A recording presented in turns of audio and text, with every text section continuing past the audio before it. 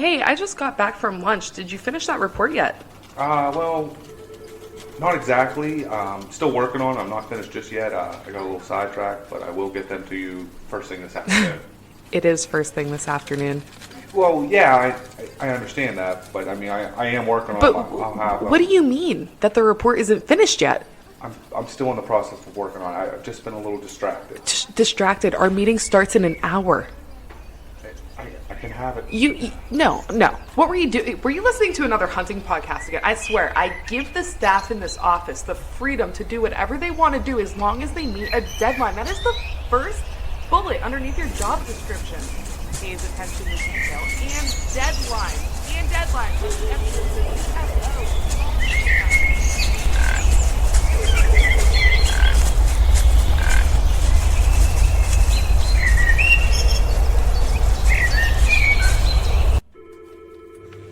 Dude, are you even listening to me right now? Welcome to episode 185 of the Whitetail Distraction Podcast. My name's Austin, and joining me in the pod port, Charles Headland. How you doing, buddy? With the drum roll. I wish I would have known you were doing that. Yeah, a little drum roll. Just letting you know I'm here. Beautiful. What's up, man? Hi, friend. Hi. I got no voice. We had a football game tonight. I was coaching, just screaming the whole time. But I'm not sick. So that's good. Because it's that time of year, man. It's getting there. Weird stuff going around already. I got kids in preschool. That's and the problem. Stuff like that. We get everything now. Mm-hmm. Doesn't matter what it is. We're getting it. Yucky. Yeah. Kids are gross, man. Kids are gross. Other people's kids, not mine. Right, of course. Of course. Yeah. So what's new, dude? Oh, dude. Just struggling. Trying to get out and get everything together because season is creeping up on me fast. Mm-hmm. Like I'm trying to get everything locked down, and I'm like almost there. I think I'll get it finished up just about this weekend. Yikes. I just got my bow back. I heard that. I just shot my bow yesterday or today for the first time, and I couldn't tell you how long. Yeah, dude. Idiot I am. I think I'm getting in nice and early and getting all this stuff done on my bow. Not. How about a no? Oh, man. So I got to redial it in. How is it all that now? fun stuff. I mean, it shoots fine. Shooting great. Perfect. I just need to recite everything in now. Yeah. Because everything's changed. I got to change everything on mine, too. I found out this weekend. I was shooting with our boy Mikey Fennel. Mm-hmm. And I shot a lighter arrow setup this weekend, and I had to compensate heavily on my tape. Oh, yeah. Yeah. I'm in the middle because I broke a lot of arrows when I was working on shooting a different style, and I had some arrows laying around, and I'm in the middle of building arrows, and I'm just like in like a cluster right now, dude. I just went and ripped off all of the veins off my arrows again. Nice. So I'm going to redo all those. Nice. I think I have five working arrows right now. Yeah. That I can hunt with tomorrow, that's fine for 4. Like if I want to start Currently. 2B, with 5 arrows, I think that would be okay. Yeah. I have broadheads. They're sharp. I have broadheads. Ready to go. Speaking of broadheads, we're going to be talking broadheads. We are going to be talking broadheads today. Indeed. Big time. But before we do that, yes, we got to talk about different products. We do. Like that hat you're wearing. I know. This is a new hat. It's a great looking hat. This is the hat that I ordered. And I got the wrong one. And then, dude, they shipped this thing out so fast. They were like, boom, there it is. Who did that? Scree. What? Their customer service is unfreaking believable, dude. I think we talked about this. We hat, did. huh? We did. I It's a love heck of a those hat. people. Yeah. Listen, good customer service goes a long way. It does with me. But even better than that, good products go a long way. They do. I used them this weekend again. There you go. Camping, man. It was a weird weather weekend. It was though. cold, dude. It got freaking really cold. It was rainy and it was Mhm. cold. And I was in a sleeping bag, nice and toasty, because I was wearing 300 weight merinos, dude. I was waiting for you to say you were wearing the Wasatch. I was going to. Jammy. I was going to, and I didn't know if I was going to be wet, so I went merino. That's a good call. Yeah. That's a good call. Plus that hoodie, you can throw the hood up. Dude, I zipped it up, and I went straight to sleep. Just snuggle into Yep, that thing. yep. Yeah, there's something to be said. Oh, yeah, it's like a head hug.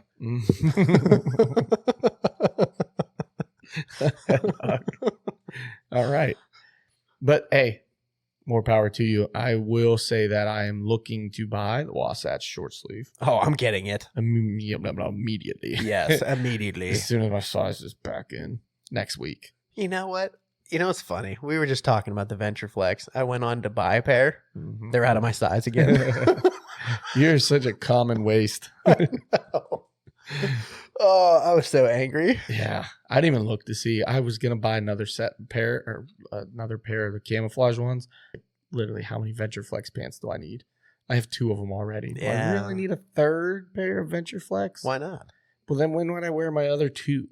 I probably would wear them less, though. And, I will say, though, I was just perusing on their website yesterday. Mm-hmm. There are products popping up all over the place. Yeah. Stuff that, like, I didn't even realize that they were going to come out with. They have lanyards for your rangefinder tether or your binoculars if you want to do it that way, like the little bungee ones, and like all kinds of stuff popping up on there that I had no idea was going on. I think when they introduced like the packs and some of the other accessories and different things, it kind of opened up their world to all kinds of new things that they can offer for people. Just make your life convenient. Yes, I would agree. So good for Scree. Yeah. Go check them out, screegear.com. Use the code WDP20 or go find our link in our link tree on any of our social media pages and click on that.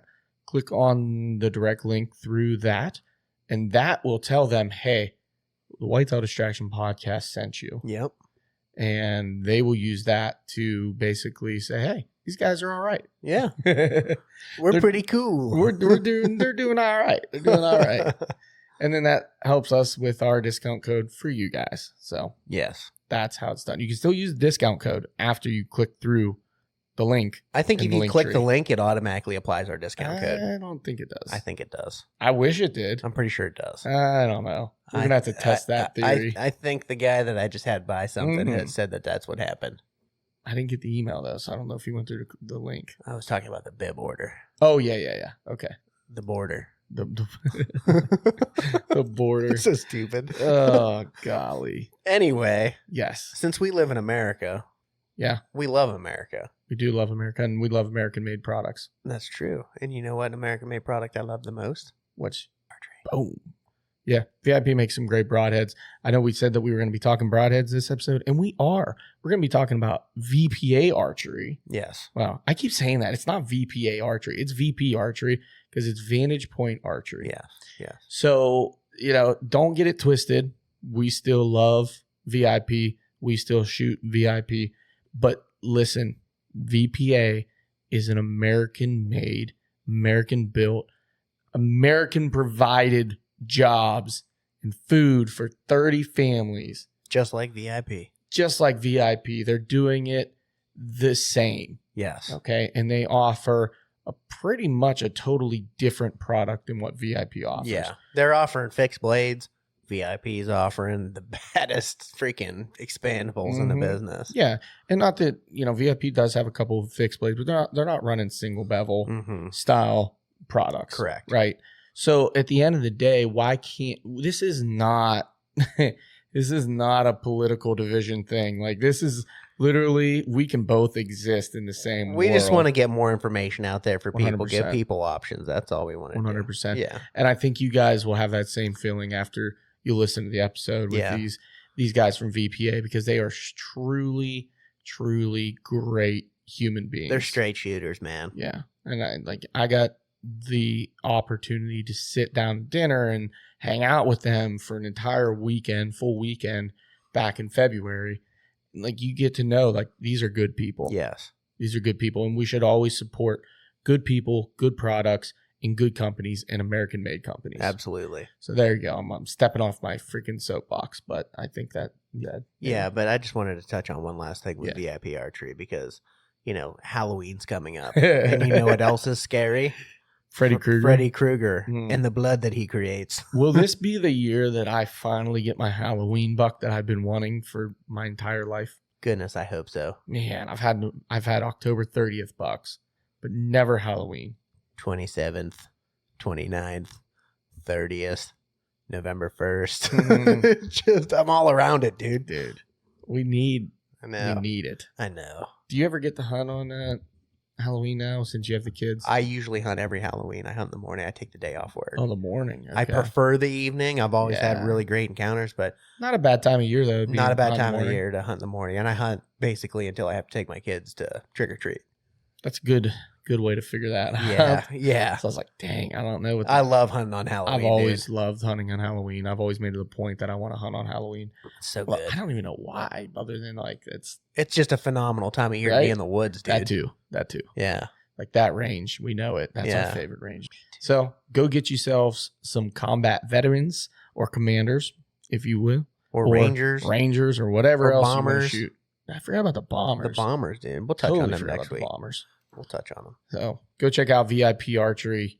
Go give Cindy and Matt Feuderay some love. They're still gods, great people as well. They're phenomenal people. You know what else is phenomenal? Seed Seed from Back 40. from Back 40. You know who's planting Back 40 seed? I do. Who? Mikey Fennell. A Mike guy. That Mike guy I heard he kicked your ass in a shooting competition. with a bear bow. With a bear bow, dude. I don't want to talk about it. Yeah, we won't talk about that. I had to shoot a farther distance than him, though, too. That's true, because he gets He the shoots closer a different stake. stake. What a cheater. I was shooting like 52-yard long bombs, Yeah. and he was shooting He like, still doesn't have a sight. he doesn't have a sight at all. He totally whooped me. Yeah. If he would have brought his compound, he still would have shot Yeah. like a 5 something. Yeah, that boy can shoot. Good for him. Maniac. But he is using the rescue blend. He decided to go with the is. rescue blend. I was just talking to him today. He burned that field off. I know. We talked about it all I weekend. didn't know he was burning it. I gave him every single option known to man, and he was like, maybe I could burn it. And I was like, of course you can burn it. I was Yeah. like, call the landowner. And he texted the landowner right then. His dad was like, why didn't you think about burning it? Yeah, I didn't even think about And he burning burned it today, and he's going to plant this weekend. And Yeah, he's gonna, I didn't even think it was an option for him that he could do that. the landowner was like, yeah, absolutely. I don't care. Go ahead. That's sweet. Yeah. Cool, We dude. need more people like that I too. know. So he's going to drop the rescue blend down. I also talked to him about possibly getting some of their clover seed and mixing it in as well. Hmm.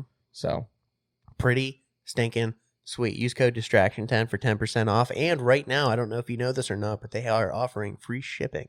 I did. I shared that on our. Oh, did you? Instagram Is that page. where I saw that? It's on our story. I know. I just felt like putting it in there. I was like, wait a second. I did know that. Yeah, I know you did. I knew this. I knew it. Wait a second. I posted it.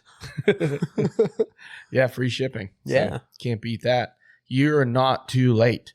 First off, we haven't had any rain. So That's true. if you're anywhere near us, you're not too late. You're right on time. It looks like it's going to cool down next week.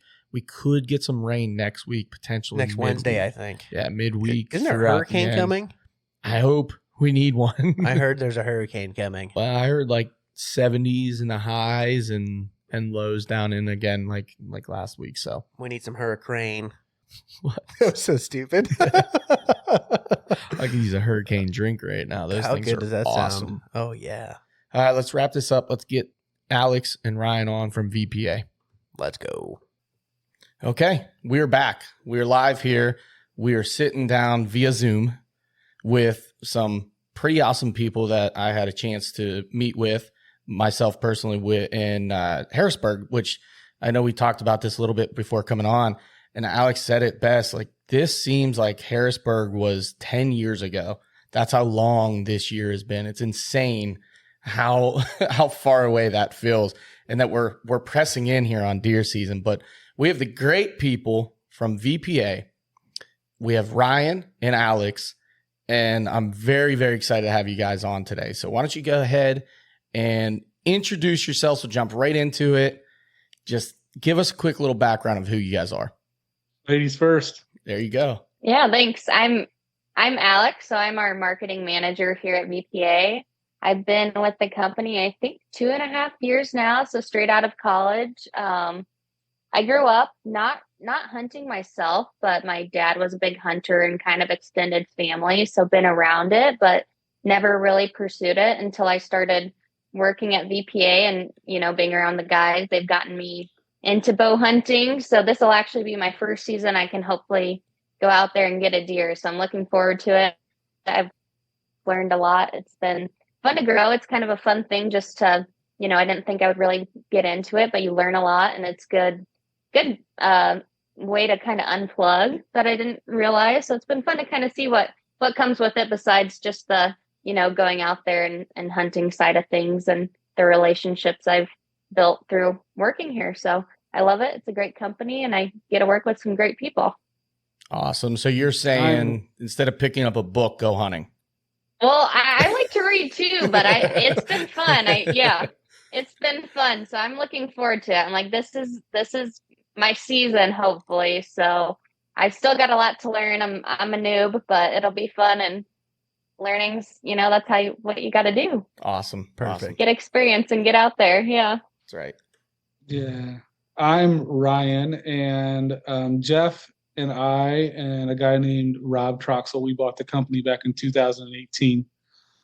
Before that, I used to shoot a lot of boom sticks. I love rifles and guns. I love the fishing and outdoor industry. I think it was Jeff that we needed a part made for another company that we used to have. And he found this little machine shop up in Fort Wayne where we're located at in Indiana.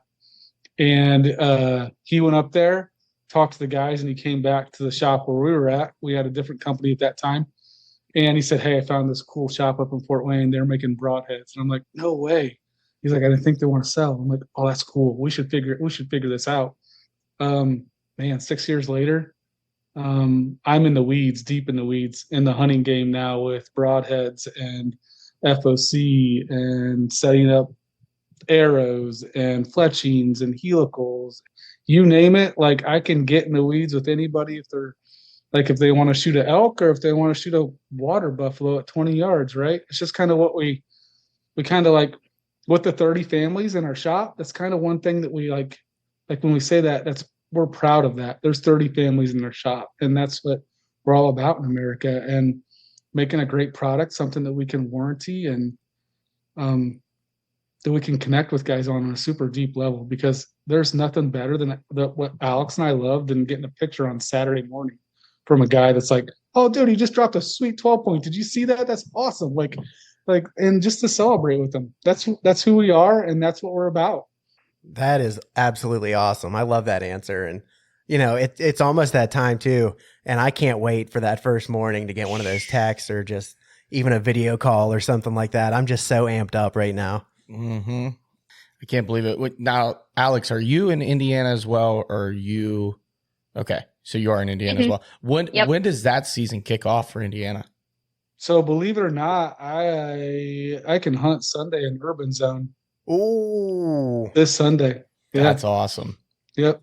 And our shop is in an urban zone in Fort Wayne, so it's super cool. We got a bunch of does and bucks on camera, and so yeah, I'll be out hopefully Sunday evening is what I'm thinking. I'll go out. That is awesome. Right behind the shop. Behind the shop. I was just literally going to ask, are you just walking out the back door? I was going to say it as a joke. Yeah. Are you going to walk out the back door? Yes. Yeah. Yeah. I'll go in early. I normally go in early, get there about 5, make sure everybody's running and see what's going on. And I'll go sit in the stand for a while until the sun comes up. Wow. That is awesome. I'm jealous. I am too. I mean, we're not that far behind. He'll have a lot of helpers ready. Yeah. When he gets something, he'll have a lot of help ready. Yeah. Beautiful. Bring the deer cart. Now you going to process the deer in the just bring the forklift. We're going to do it off the forklift. That is awesome. Needed. That is great. Well, good luck to you then. I'm sure you're super excited for that. I am. I'm pumped. Yeah. Heck yeah. Yep. It seems like a very long wait, and then it comes and it goes very quickly. So, oh man, I'm looking forward to it. I know we got some like super cold teaser weather here. I don't know if you guys got that too, like last week. Yeah. Boy, did it feel. And I was driving around today. The leaves are starting to change because it's been so dry and everything. Yeah. It's like, listen, fall is here. Like acorns are dropping. Yeah. Like, oh man, it is here. And it's refreshing too to have people on in the industry that are making broadheads and using the broadheads to go out and hunt. And what better to do it right behind the shop? Yeah. Yep. It's incredible. Incredible. I want to talk more VPA. So Vantage Point Archery is what VPA stands for. I really want to take a dive into kind of when you bought that company, where you guys were then, what the vision was and kind of what the idea behind bringing on a broadhead company, where that sprouted from. Now, I can start, and I know that Alex is going to jump in because there's a lot of side on that marketing thing that I'm not good with. If she's going to be like, this was kind of the idea. When we started, they were making them in the corner, like I kid you not, in the corner of them shop, just a corner, and they weren't running machine. They weren't breaking broadheads all the time. It was just kind of a side hustle for them. Since then, I think it's run around, I don't know, $3.2 million of investment in new technology, whether it's sharpening, whether it's machines that hold run out in the tenths. When I mean if you think about a broadhead that's 300 grains, that's 1.5 inches in diameter that we manufacture, and in the length of that broadhead, there's 0.03 tenths of run out. Like, that's not done in the industry. You can't do that in MEMS. You can't do that in any sort of injection or molding or anything like that. You've got to have precision CNC machining. Our guys trick out in that in the shop, right? That's something that they really think is cool, and they want to push the envelope as much as we do. That's kind of the vision. And also it comes more in even the outdoor industry. Like, who else can we partner with? Good people out there, like, hey, we want to help you out. That way you can bring your stuff back into America and not ship it overseas. So we're excited about that too. And that's something that we worked with a handful of companies across the country. Like, yeah, we can make that. Bring it on. We'll do it. So that's kind of the machining side. And Alex can talk about the whole, like, shows. Like we said earlier, I was to 20 different shows this year. At least, maybe more. Yeah, I mean, going back, I guess, how VPA started, like Ryan said, we're a machine shop. So it's kind of our parent company, I guess, even though we're all the same. It's been around, I think, over 20 years. So like when Ryan and the other owners came in, like you mentioned, it was more of just kind of a side, like, passion project to make broadheads. One of our head engineers, Jeff Miller, who's still at the company, was just a big traditional bow hunter and saw a need for a better broadhead on the market. I think it was, Ryan, correct me if I'm wrong, was it 3-blade 150, the first one, or maybe a 3-blade 150 grain? Okay, was the first broadhead. And now we have, I think, over 70 different broadhead variations between 3-blade, 2-blade, single bevel, and all the different grain weights and cutting diameters. So it's really, really grown over the past couple years, especially from, just being a word of mouth, like, oh, I heard about you telling my buddies at a shoot, on the weekend, broadhead, to, we're selling through our website. We're in over 100 archery shops across the US and international, and, have partnerships with some other good companies and individuals in the industry too. So really been growing pretty rapidly, and it's been fun to be a part of that. And then kind of looking ahead to the future and expanding, we got into the firearm industry a little bit too. So being a machine shop and having some really, strong individuals on our team that know a lot about manufacturing and also have passions in the outdoor industry has been fun, because the possibilities are kind of, just everywhere. Yeah, absolutely. And I heard that you guys were breaking into that firearm industry and being a machine shop. Just in the back of my mind, Ryan, I would be like sitting there trying to make some stuff quiet, especially since, the ATF times have gone down to 1 or 2 days, You guys have it's super crazy. Like, the amount of times I've heard, hey, can you make me a can? Hey, can you make me something it's super, it is possible. But right now we understand that's, if you think like a broadhead is a saturated market, take a look at a silencer. Oh yeah. How many different ones are out there that you can find? But yeah, and I'm not saying it's not off the table. It's something that I definitely want, because I like shooting guns. So yeah, it's something I definitely want. But yeah, we'll see. Definitely. That's cool. Now, is that where the fixed blade kind of vision came from? You said that, one of the initial design guys was big into traditional archery, and you guys, from what I'm seeing, you're all fixed blade heads right now. Is that kind of where that came from? Yes, it is 100%. Jeff designed it in 2007. It's something that he had a passion for he was more in the traditional side stuff, still is in the traditional side of stuff. But yeah, he wanted to design a solid one-piece broadhead that could be warranted for its lifetime, right? Like that's something that we tell everybody. This broadhead comes with a lifetime warranty. You pass through, you kill something, you send me a photo that you bent it, curled it, whatever, shot it at a grouse in a rock pile, I'm going to warranty it. I don't like to, and I think guys kind of call those people out, but we're going to stand behind it 100%. And to the effect that it was 7 guys last year that took me up on that. Wow. 7 guys. So it's like we're proud of that fact that it's a lifetime warranty. We can stand behind the stuff that we're making.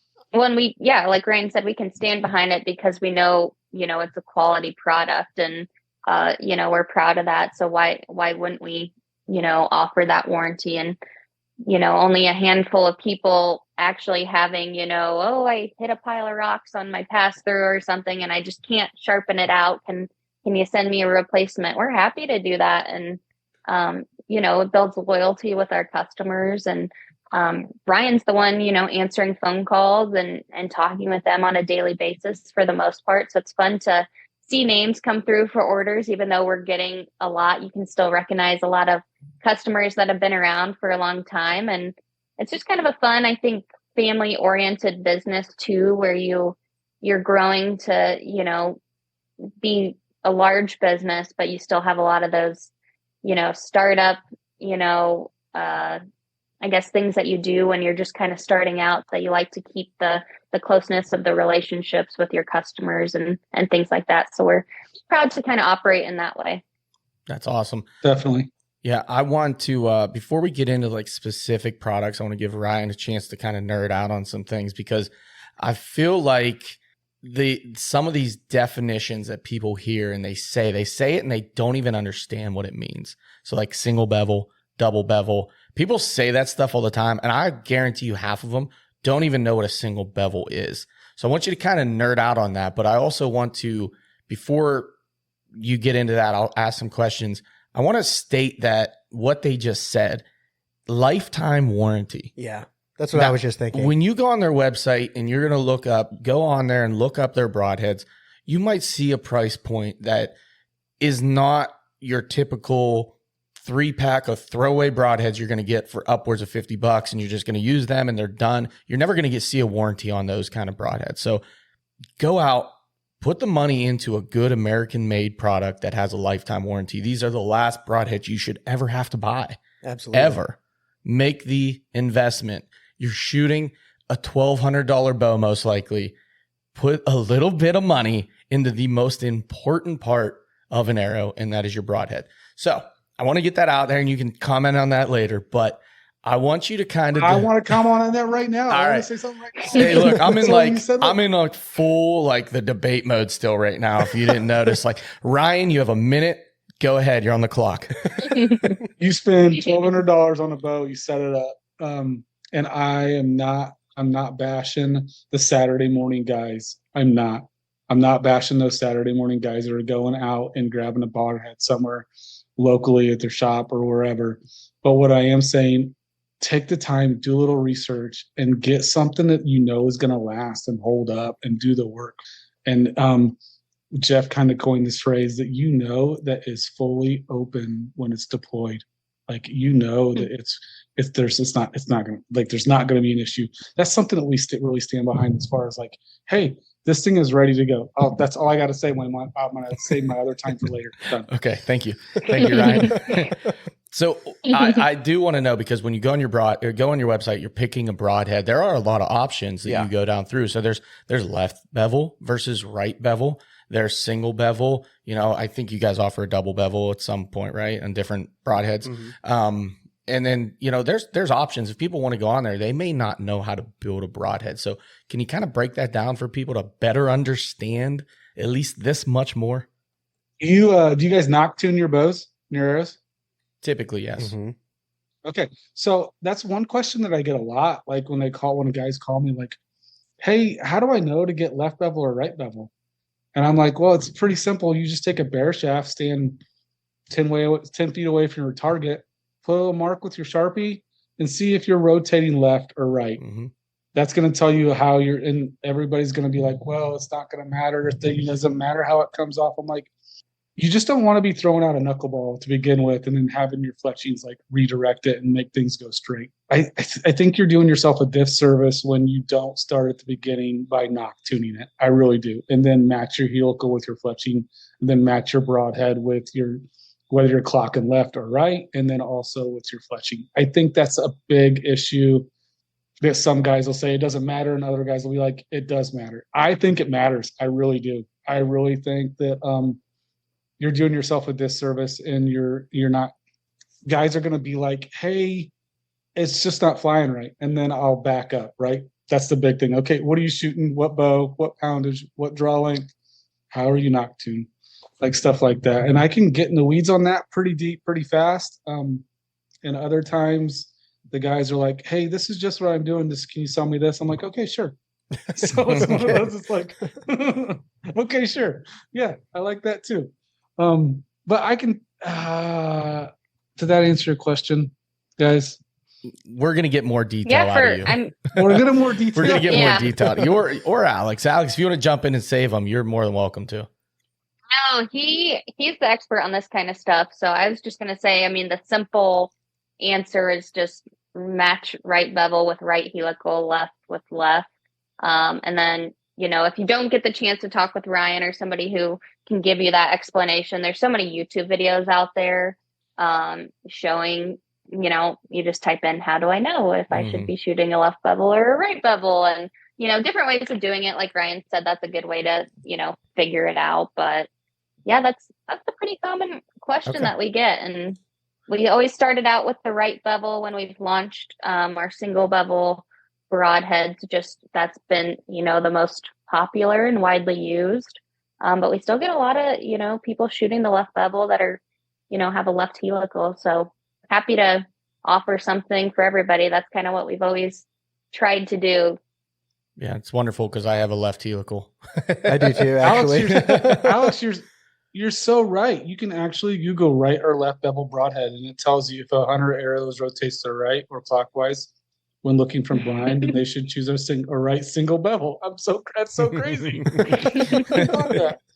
I'm trying to teach him how to use Chat GPT recently. Oh yeah, so I downloaded that app. Yeah, it's a good one. Yeah. AI is taking over, Ryan. Just get used to it, man. Yeah. No. Robots are coming. Robots are coming. So let's even dumb it down farther. When you say single bevel, what does that mean? Yeah. So think of a double bevel being a knife blade, 22.5 degrees on each side. And that makes a knife blade, right? We all carry a pocket knife or whatever knife, like, it's a 22.5. Most of them are. There are some variations there. On a single bevel, our original OG single bevels is at a 35 degree bevel. The new Omegas are at a 26.5 degree bevel. There you go. And then if we want to dumb it down further, I mean, as far as looks go, when you're just looking at a broadhead, it's like one side of a single bevel's got the shiny mirror side of it, right? That's kind of an easy way, just visually, to know the difference. Yeah. If you're opening it up, it should be right or left. That's what I was trying to get out of you. That was the simplicity I was trying to see. Basically, it looks like one side is sharpened. That's what it's a single bevel, double bevel. That's your blade that you're looking at. Because I think a lot of people say that and they don't realize that's what they're even saying. I see it a lot. But okay, so that was the weeds. That was the weeds. That was the weeds. And you mentioned the new Omega broadhead. So I want to jump into that product because looking at it, it's a pretty badass broadhead. I was eyeballing it, dude. Yeah. Shockingly affordable. Yeah, of course. Shockingly affordable. And with the new technology, the removable bleed, you guys talk about it. It's your broadhead. We'll stop. And we like the, hearing all the feedback and all that kind of stuff. So that's exciting. But we launched the original Omega last summer, I believe. We worked with Daryl Barnett, who's a rocket scientist, essentially. So super smart guy. He's gotten into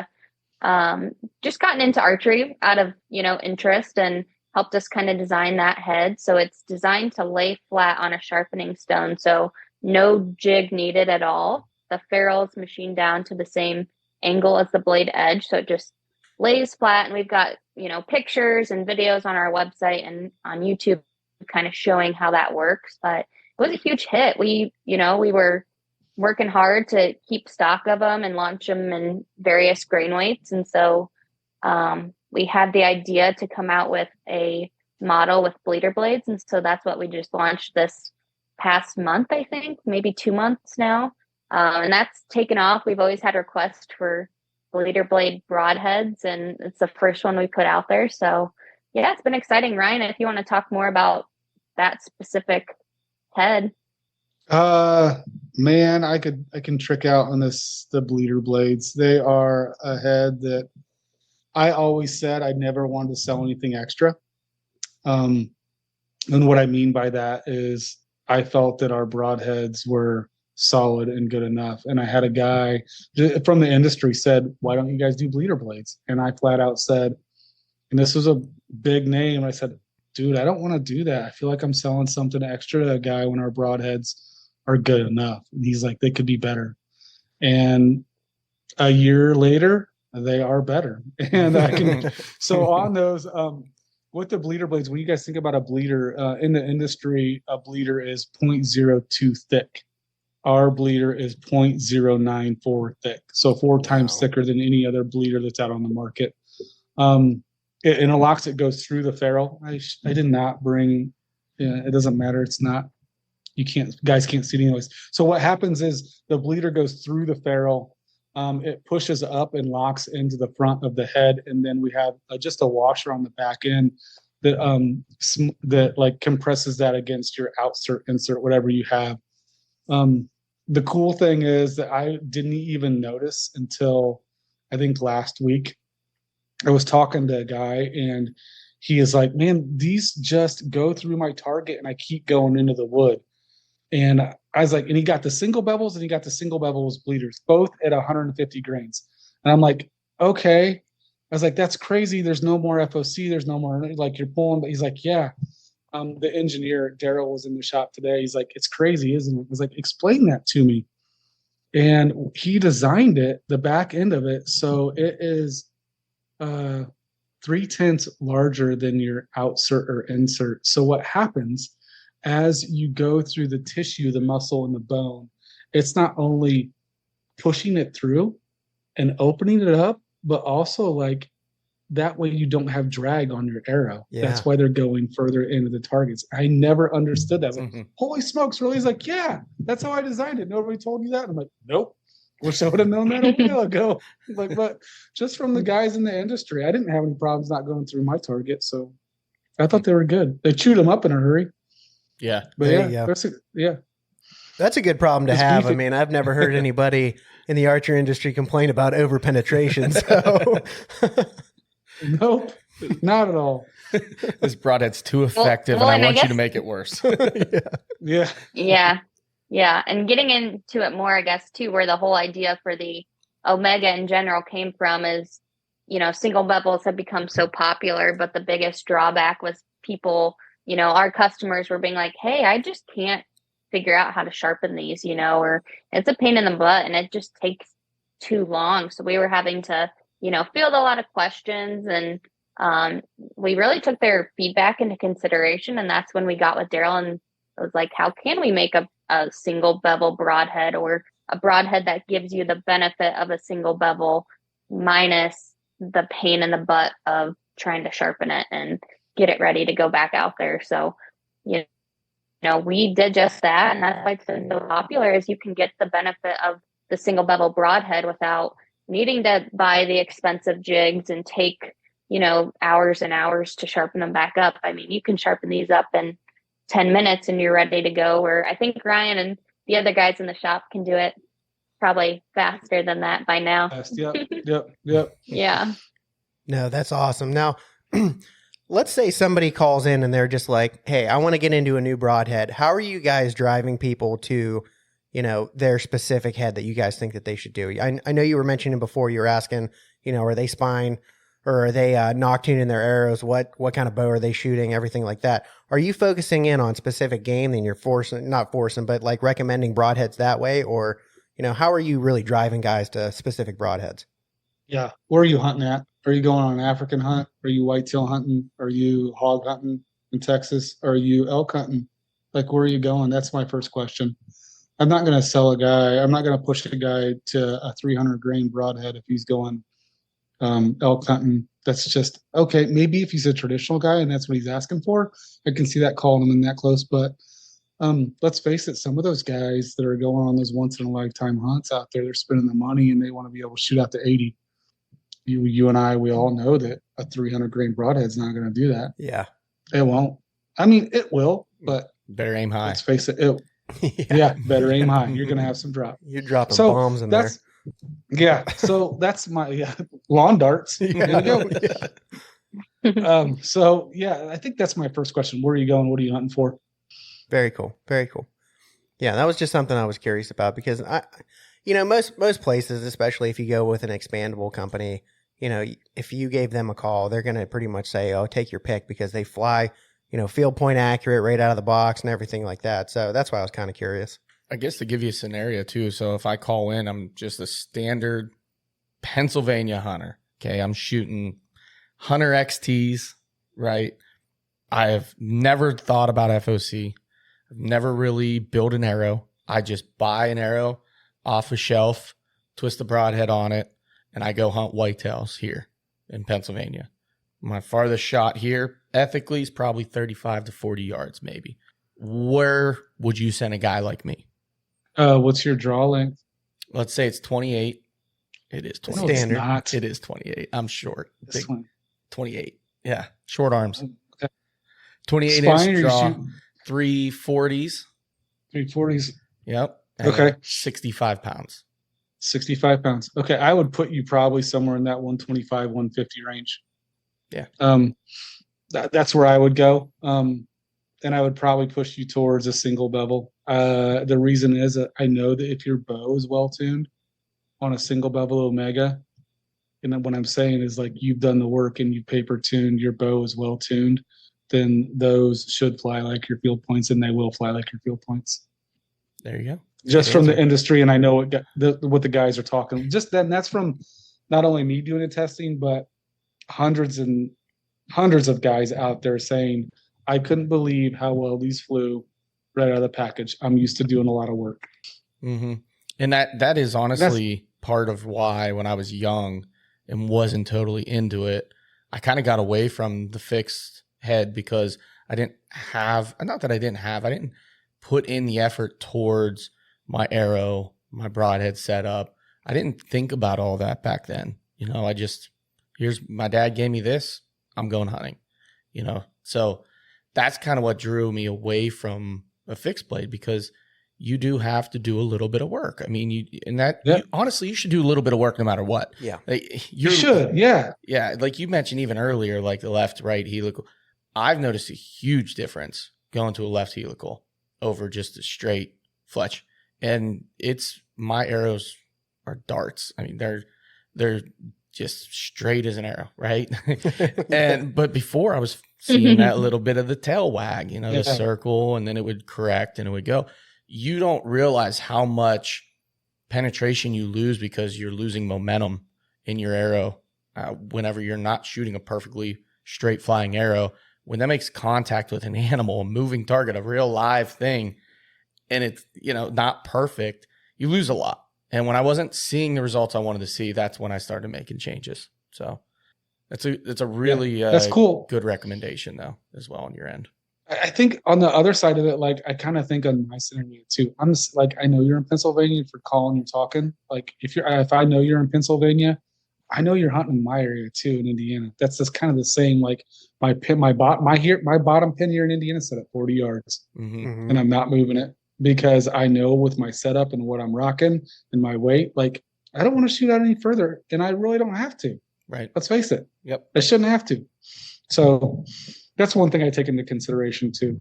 If you're out west, it's going to be different, right? Yeah. If you're Well, and a lot of times too, some of the questions will be really sharpening related, and if somebody's really wanting to take the time and kind of learn and get into that side of things, just, pushing them towards a single bevel is great. But there'll be people that are like, I'm coming over from a mechanical broadhead. I don't know anything about sharpening, and I'm not, where should I start? And so maybe, the 3-blade, or now that we have the Omega, that's just as easy to sharpen. So I think that's kind of one of the questions, at least I see come through a decent amount too, is, the reusability aspect versus, having never really been in fixed blades before. I think that's something that we should probably get into a little bit, the sharpening of broadheads, because I did shoot fixed blade for quite a long time. And I always did resharpen my blades just a little bit, just to touch them up. And I was never awesome at it, full disclosure. But I have a lot of friends now that some of them shoot traditional, and they're all shooting single bevel, and they're shooting these really big broadheads, and they're sharpening them, and they are absolutely razor sharp, and they're really good at it. But I feel like most people, like you said, maybe coming from a mechanical standpoint, they might not have that knowledge to sharpen a broadhead. Is there a maybe 30-second pitch that you guys can go into to, just the standard of how to really get started in sharpening broadheads? Okay. Yeah. When sharpening a broadhead, you really want to make sure, time out. I want to say this. If you go on YouTube and you look up how to sharpen a broadhead or how to sharpen a chisel, you're going to get 100,000 videos probably. Mm-hmm. I don't think that there is, I was going to say, I don't think there's a wrong way, but there is a wrong way. What I found, you want to build a burr. And what that means is you're building material up on the edge of the broadhead. And you're going through, whether you're going through 300 grit, 600 grit, 1200 grit, the more you do that, the more you're building that burr. After each time, you want to strop that with a piece of leather, piece of cardboard, piece of leather. And then what you do as you break off that burr, whether you're using 3-blade or single bevel or double bevel, you're actually honing it down. And that's what's going to give you that edge in order to make it razor sharp or cutting hair sharp, is what I would say. I think that's a solid answer. Is there a sharpener out there that you guys recommend that somebody could pick up if they were looking for something like that? If you're doing single bevels, we have the KME sharpener that sharpens up to a 35-degree bevel. There's a ton of them out there, guys. I mean, if you go with a Stay Sharp, if you go with there's electric ones now that build up to 35-degree bevel too that I just saw online. I'm like, holy smokes, that'd be super cool. I might have to order one of those for the shop just to mess around with. There's a ton of them. We like the KME one. It's something that we make parts for KME, so like it's one that we really like, and we're connected with them, and I think it does a good job. It does. But you're on those, you're always building that burr and pushing forward. If it's a 3-blade, you're just grabbing the top of the spine of that broadhead, and you're running it down throwing it down a stone, counting the strokes and then rotating, counting the strokes and rotating, and strop and go down it again. Those take a little bit longer, but nothing a debate that it couldn't handle. Right? Watching a debate and sharpening some broadheads. There you go. I think it'd be better off spending your time sharpening the broadheads. No, I just got 10 more seconds of my debate. So. Excellent.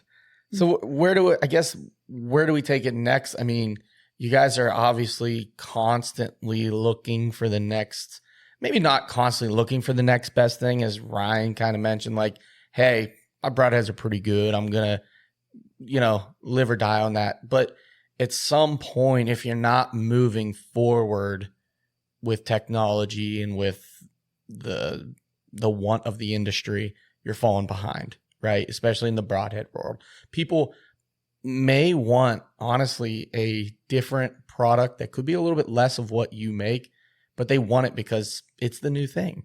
So I guess what's, if whatever you can mention, what's like the new thing that's out? What are people asking for now? Like, you gave them bleeders. They got to be asking for something else now, because that's just how it works. Lesser grain weights, right? Like, and we're going to get there. The structural integrity of that broadhead needs to meet my standards and our engineer standards, but I'd like to see the bleeders down to 125. And I think we can do it. I think that there's a market there for guys in that side of stuff. Guys, I'll say it, Alex. I'll say it. Like, I'm not taking a mechanical off the table. I think if a mechanical is done right, and it's got to meet our standards, and what I'm saying with that standards is it's got to have a smoke and warranty on it, right? But it's got to be one badass mechanical. It does. Yep. And I want it to stand up to VPA's standards, right? Yeah. Well, yep. We've Go always ahead. I was gonna just off of that, it's got to be ethical. That's what drives kind of our decisions with our designs and testing is, is this ethical? We want to, ensure that it's going to hold up. That's how we get the lifetime warranty. The process of how we make the broadheads is, in our opinion, the best, most durable and ethical way to do so. So we want to ensure any new product we put out there, or any new broadhead is going to meet those same standards. So if we can do that, we're always looking to, R&D and test and put new products out. I don't think we have any plans to slow down as far as new products go. Like Ryan mentioned, just because we come out with something new doesn't mean our, previous launches or anything like that are any less better. A lot of it comes down to personal preference, and we take customer feedback into consideration with all our designs, and that's what's driving, our new products. So there's always going to be somebody who wants a 4-blade versus somebody who just wants to stick with their, the 2-blade vented broadhead that they've shot forever. So it's just kind of one of those things that's, just people are just, very opinionated on and just want to try something new maybe. So it's kind of fun to, get creative and try new things. Yeah, at some point at the end of the day, you're still running a business, a for-profit business. I mean, at some point, you got to look at what's going to sell in the industry, what's going to do well, what's going to be VPA standards, as Ryan mentioned. You have to check all those boxes. I know I mentioned it, but like just because a couple people are being loud about a single thing, and you're looking at the market and going, that's not going to sell. It's probably not something you guys are going to pursue, right? I mean, you still have to make something that is going to sell, going to be successful, ethical, everything you mentioned. Do you guys have a head right now at 100 grain? I didn't go through all of your heads, but you do. Are they the vented ones? Do you have a solid construction head? Which one is it? It's the 3-blade 100 grain solid. 3-blade. Okay. I didn't even look at the three. Well, I did. I didn't dial into it. Yeah. None of our single bevels yet, but we've kind of been working on, just one of those things. We don't want to compromise the integrity of the head, the structural integrity. But something we've worked on, a lot of guys are still shooting the 100 grain broadheads, even though we have seen a lot of people jumping to 125 and so on. I mean, we carry all the way up to 300, right, Ryan? So a little bit of something for everybody. Awesome. And you have a small game head too, which is pretty cool looking. I saw that. Have you guys had either of you personally use that thing on something? Squirrels, raccoons, rabbits. Yeah. Chipmunks. Maybe a cat here or there, maybe. It's bothering me every once in a while. Cat, like mountain lion or prairie lion. I've talked to guys on those dumpers. One guy said that he dropped a coyote with one time. I'm like, no way. He's like, yeah, it was a great shot, and it just hit that thing so hard that killed him. I'm like, no. He's like, yeah.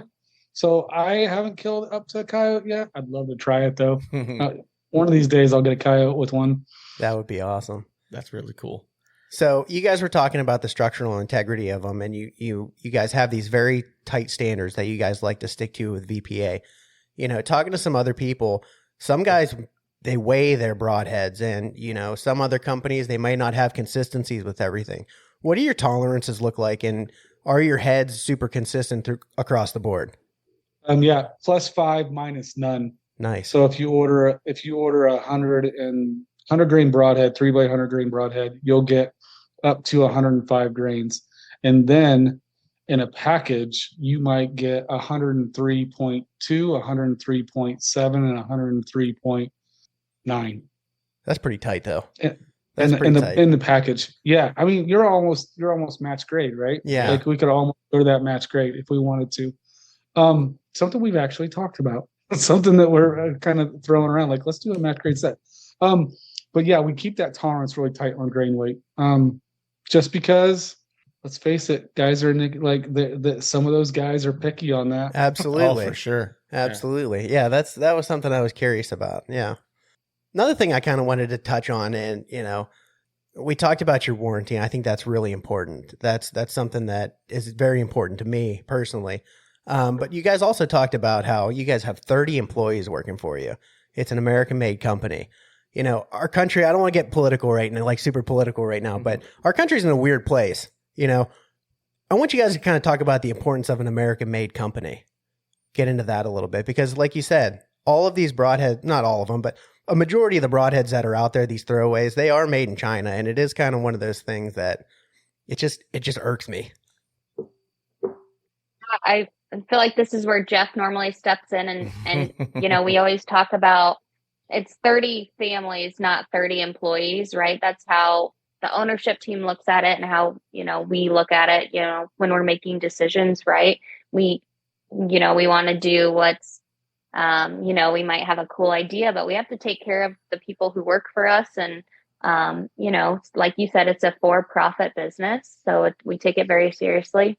And kind of like we touched on earlier, maybe before we were recording, we're trying to draw other companies to bring their products back to the US. There's a lot of companies, even in the archery and just general outdoor industry, that are getting their products made overseas, and there's ways they can get it made here. We do it. We see it every day. We brought a lot of those companies our way. And, if we can do that, that's the bigger picture versus just, we want to be the main broadhead in the industry or things like that, where there's a bigger picture that we follow and kind of that we're trying to, aim towards. Absolutely. I think that's very important.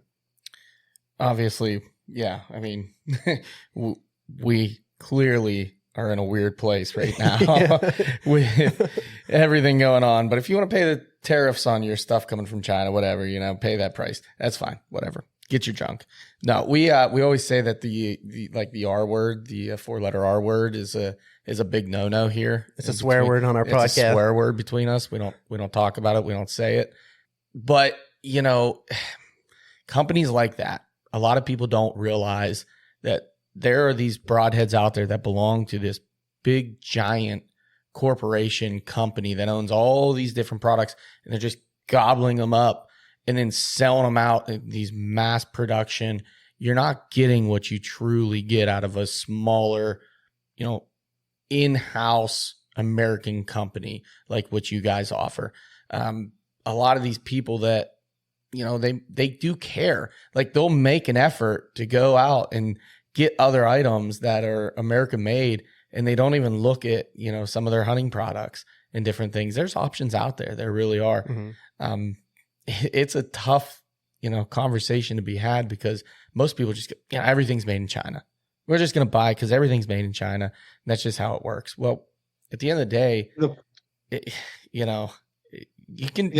have options. Yeah, you do have options. And even to that point, we had a big name contact us during COVID and said, hey, can you make some ferrules and inserts? And we're like, yeah, we'd love to do that. We need a 5-year contract. And like, no, just so we can get it back from China. We're like, no, thanks. Yeah. We don't want that. Yeah. Sorry. Mm-hmm. Go ask somebody else. Right. Definitely. So where do you guys then bring in your product from? Where does your product come from to build in our machine shop? Okay, so like your raw material you're bringing in. Oh, it all comes locally. It all comes from locally. We locally source everything. That's awesome. Whether it's 1045, S7, all our materials. Something that we look at really hard, right? Just to make sure that it is being sourced locally. Mm-hmm. Whether it's coming from Pittsburgh, whether it's coming from, you know what I mean? Just all that steel still. Yeah, we want it locally. Good. And even if I am buying it from out east, you better believe that I want that other company to touch it who's local to us too, right? Mm-hmm. Because I just don't want to get it. I love buying in the country, but I also want to make sure that I'm buying locally because we want to support our industry around the company. Yeah. And then at that point, really, you're talking 30 families plus, the other families of all the other people that, you're supporting by buying local raw materials from. So it's a much bigger picture than people realize when you say American made, how far that goes. That's not just the 30 families that you guys are providing food on their table for. It goes down the ladder, right, as well. So I know that's something I wanted to touch on because that's something that's important to me. My stepdaddy owns a steel mill. I'm in manufacturing, and I manufacture bandsaw blades that cut American steel ingots every single day, man. And that's just like oorah for me, man.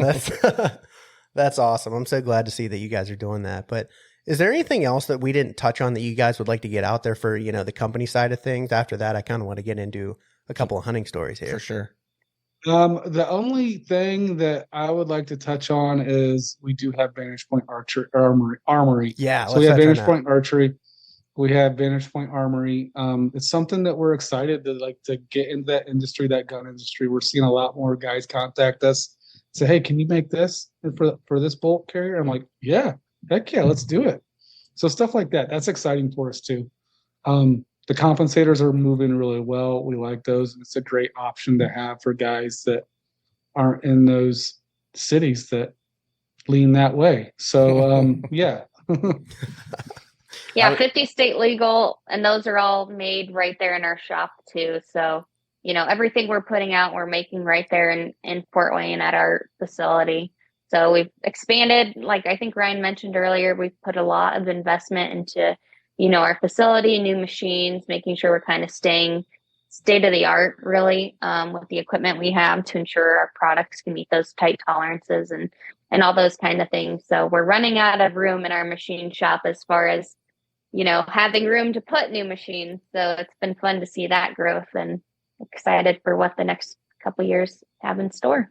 That is exciting. Excellent. I do want to ask too, as far as like distribution goes and whatnot, where can people find like your broadheads? Is it just mostly online? Do you guys have something local? Are you in some local stores? Yeah. So check your local bow shop. I mean, we're in maybe over 150 now, somewhere along that line. We sell online and we ship super fast. It's normally shipped out the same day you place your order. None of the big distributors currently, but working on some things there. So really check out our website. That's kind of the fastest way to see what all we have going on. And even if you want to support your local bow shop, we're happy to see if they have it in stock and they carry VPA. Very cool. All right, let's talk some deer hunting stuff. Let's just talk hunting stories in general. Alex is new. Stories. I may want to maybe get like first hunt she's ever been on or something like that. That's fair. I'm going to have Ryan go first on this one so Alex can kind of mull it around in her brain and try and pick one of her favorites. But one of the things we like to do on here, I do like to hear your favorite hunting story of all time, whether that's your first deer, your biggest buck, anything like that. Ryan, what do you got in the back of your head there, bud? What's that? What do you got mulling around in the back of your head there? Nothing. Oh no, I meant for a hunting story. There's nothing back there either. It's all empty. I think I want to talk about those hunts and that hunt that you pass something up that you shouldn't have. Yeah, I think that's that story that's kind of like sticking with me because it happened to me last year. I went out early opener in Missouri and sat for, I think I was there for a week, maybe less, 4 or 5 days. Alex might remember, but anyways, had a nice 140 come in, nice, and it was the first time in my life where I thought I could do it. Mm-hmm. And I hate that feeling. And I told myself ever since that it ruined my whole season. It really did. Oh no! I then went and killed a nice 4-inch sapling at home. I murdered that thing. Broadhead was fine. I took it out the backside. And I didn't shoot a thing last year. And was it a bad year? Yeah, but really it wasn't. I was outside a lot. I got to connect with Alex a lot because we were hunting in the same stand down here in Bluffton, and she would go out and I would go out. I'd take funny videos about calling in a cat, something stupid like that, getting a cat to stop, and I didn't show her the kill shot, but it was great. It's one of those things that's just it's just worth it to me, right? I think that's the side of hunting that I want people to understand is not every year is going to be a win. Are there going to be some good years? Yeah, there are.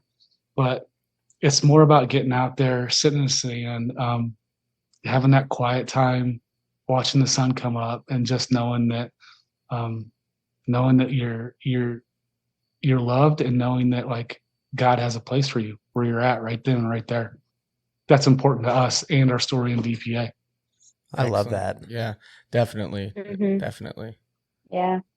Yeah. I mean, going off that, like Ryan said, I mean, last season was my first season ever getting out in the woods. So it was like, you know, the noob going out there, like probably doing everything wrong, right? But it was just fun. The guys in the shop have been really great mentors and just teaching me a lot. And kind of going off what Ryan said, you learn bigger picture things than just learning the fundamentals, I guess, of what you think you should be doing.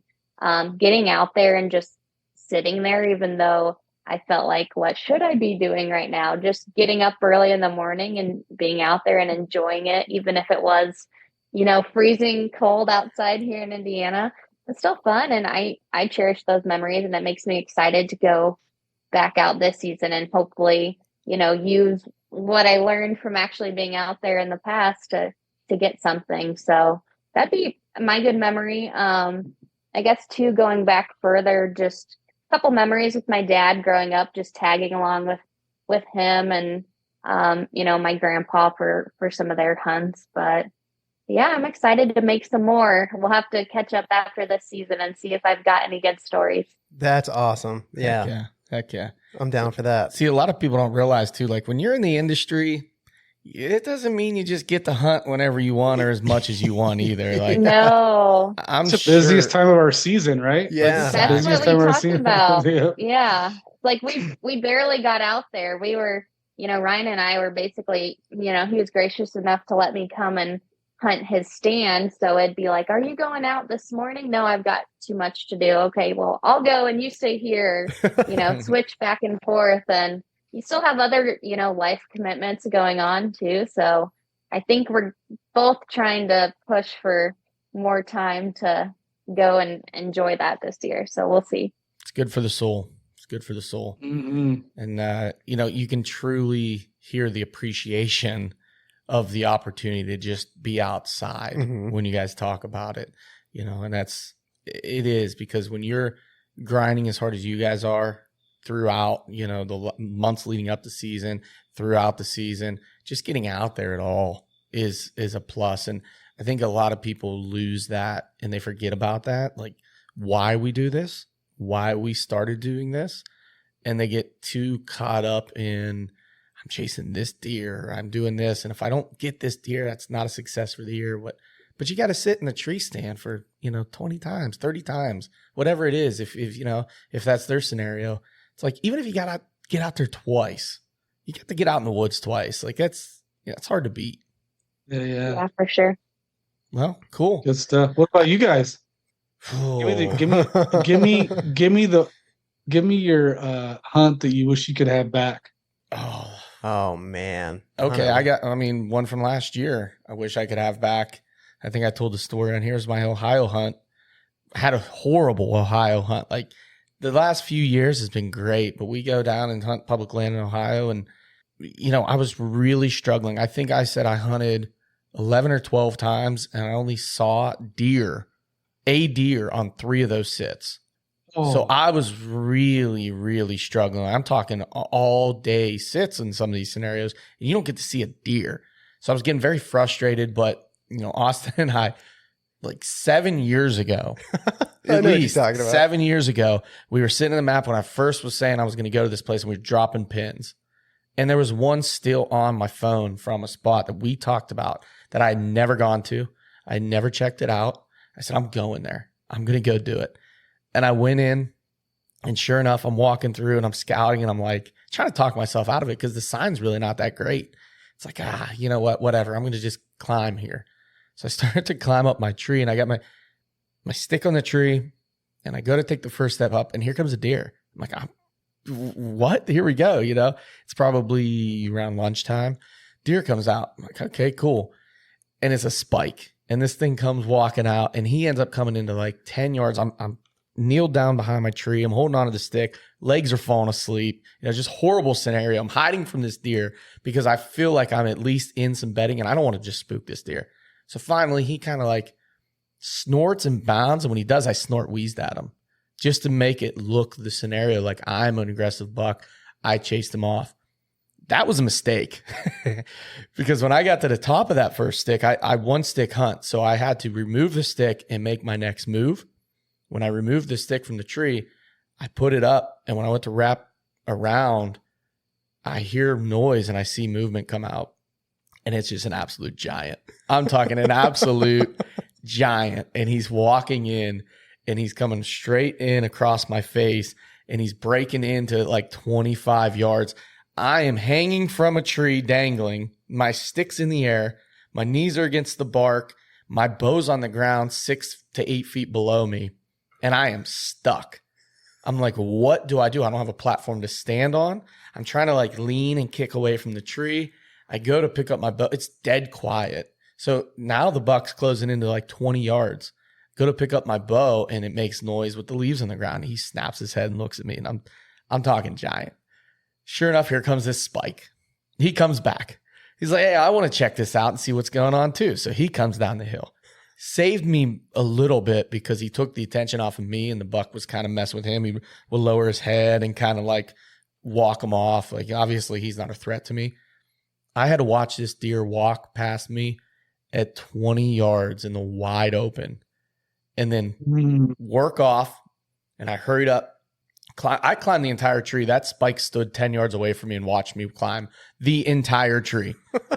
I'm not even kidding. He stood there the whole time on the backside of the tree and watched me climb it. Never moved. He finally ran off, and the buck actually worked past, and I called him in again, and he got to like 50 yards and walked out of my life. So that's one I wish I had back. That's a good answer. That's yeah. exactly what Ryan was looking for. Mm-hmm. It's those stories though that like they'll live with you forever. Oh yeah, they will eat you up. They will. Yeah. What about you, Austin? Oh, I was thinking when you were telling that story, and I'm just thinking back on one that it still just kind of irks me.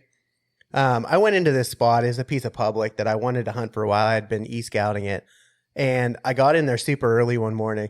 I wasn't quite sure where I was going to go, but I got into this area that I had walked in. There was a lot of scrape sign at that. It was like early in February. There were still open scrapes, and I was like, that's a good sign. I'll just go in there and get a good starting point. And I got up this tree, and what I didn't realize was that this specific piece of public had a lot of duck hunting on it. Mm-hmm. I think you're going to know what story I'm telling here. And I'm sitting in the tree, and it's the perfect morning. It's like a little bit misty. It's nice and cold, and I have this perfect wind going for me, and it's just starting to get like daybreak. Like you're just getting into like that perfect light. Like I'm getting ready to like hold my bow for the first hour, and all of a sudden I just start hearing this guy start screaming. And I was like, what is he saying? And he's yelling for his buddy. He's like, Steve. And he comes tromping through the woods. And he's Steve the whole time. And I'm like, wait, does this guy need help? Or like, what is going on? He ends up working his way off. And I was like, all right, well, this guy just blew out this whole piece. Like, I'm just going to get down. I'm going to take off. It's gray light. I can, find another tree or whatever. And I lowered my bow, and it's kind of a similar situation to Chuck, honestly, with his story. But I put my bow on the ground. I started getting all my stuff together, repacking up my pack, and I had a shooter come in. Like, he was moving. He was boogieing a little bit. I think the guy yelling for Steve probably kicked him out. But I saw that deer, and I was like, oh, man, I should have stayed. And then I was like, no, I'm still getting down. And I got probably halfway down the tree, and another deer came in. And it was bigger than the first one. Definite shooter. And I was like, this is ridiculous. And then at that point, he worked off pretty fast too. And I was like, I'm going to leave. This is the worst day ever. What's going on? And I finally got to the bottom of the tree, and I'm packing up my sticks, and I have my backpack ready. I'm getting ready to put my sticks on my pack. And don't you know it, another shooter comes in. And I was like, this place is ridiculous.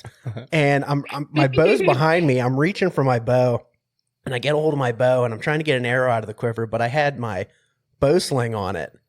And it's one of those neoprene ones that go over the cams and everything. So I'm trying to unclip it and I'm trying to get an arrow out. And I finally got it out and I got it knocked and I got drawn and I got busted as soon as I drew. And he took off and I was like, that's it. I'm going home. It was a ridiculous crazy. morning. It's kind of funny as you tell that too, though, like how many more memories come up in your head. Like, oh yeah, that time I didn't climb up fast enough and the deer was right underneath me. And that time I did this and I screwed up that.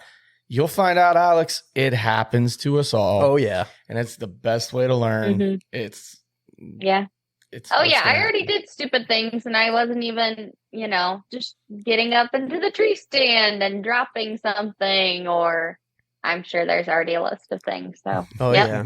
That's how it goes. Yeah. I'm still just kind of wondering if that guy found Steve. So I was thinking too. I was going to ask that. Did Steve ever show up? I don't know.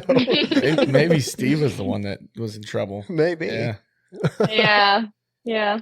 Well, we'll end it with one more thing, because Ryan, what we used to do a long time ago, like our earliest episodes, we used to ask people for advice for a new hunter. Oh, I like that. We haven't done that in a long time. And we have a new hunter on here, in Alex. So if you can give one piece of advice to Alex as a new hunter, what would it be? Know your wind. That's a good piece of advice. Wind is key. Okay. Yep. Wind is key. Okay. Yep. That's a good Awesome. one. What about you, Austin? I thought you were going to say just have fun. Nah, it's all fun, right? Like no matter what, sitting is fun. But like if I'm like, for me, like just knowing my wind.